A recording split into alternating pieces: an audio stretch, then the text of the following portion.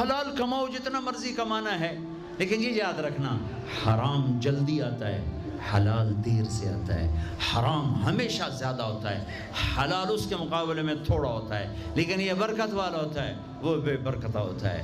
حرام نسلیں اجاڑ دیتا ہے، خاندان تباہ کر دیتا ہے، اور حلال بہار ہی بہار لاتا ہے۔ بڑی پرانی بات ہے، میرا گاؤں ہے، میرا ضلع ملتان ہے، اور اس میں چھوٹا سا ٹاؤن ہے تلمبا، اس کے ساتھ میرا گاؤں ہے۔ ہماری 3 دن کی جماعت چیچا وطنی آئی ہوئی تھی، تو ایک بزرگ تھے وہاں بڑے اللہ والے، ان کی خدمت میں ہم گئے تھے ملنے۔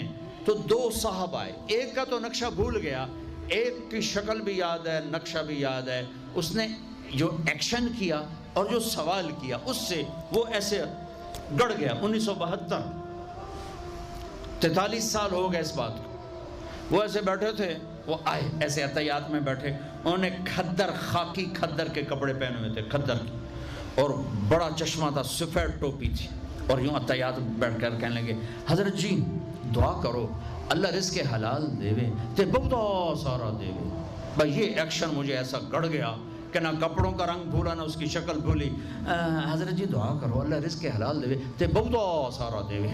تو وہ ہنس پڑے، کہنے لگے حلال تو تھوڑا ہی لگو۔ انہوں نے بڑے پولے منہ سے کہا حلال تو تھوڑا ہی لگو۔